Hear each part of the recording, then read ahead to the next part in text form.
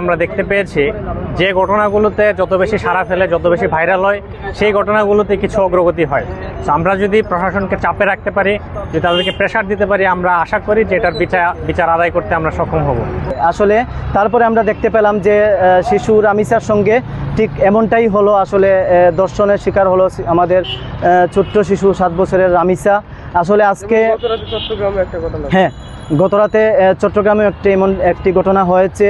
আসলে আমরা বর্তমানে এমন এক জায়গায় দাঁড়িয়ে আছি, আসলে বর্তমানে বাংলাদেশের বেশিরভাগ জায়গার মধ্যেই এমনটা হচ্ছে।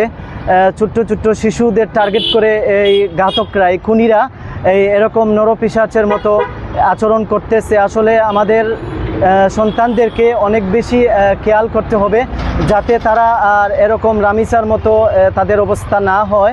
আর আমি খুব তাড়াতাড়ি শিশু রামিসার হত্যাকাণ্ডের বিচার চাই। আমি মাননীয় প্রধানমন্ত্রী তারেক রহমান স্যারের কাছে আমি খুবই 24 ঘন্টার ভিতরে তিনি বিচারটি তিনি সম্ভবত করতে পারেন। আর যদি তিনি 24 ঘন্টার ভিতরে তিনি বিচারটি কার্যকর না করেন, বাংলাদেশের জনগণ কিন্তু অনেক কিছুই করতে পারে। সো আমি বারবার বলতেছি যে আগামী 24 ঘন্টার ভিতরে যেন এই খুনির বিচারটি কার্যকর করা হয়, এটাই আমার মন্তব্য।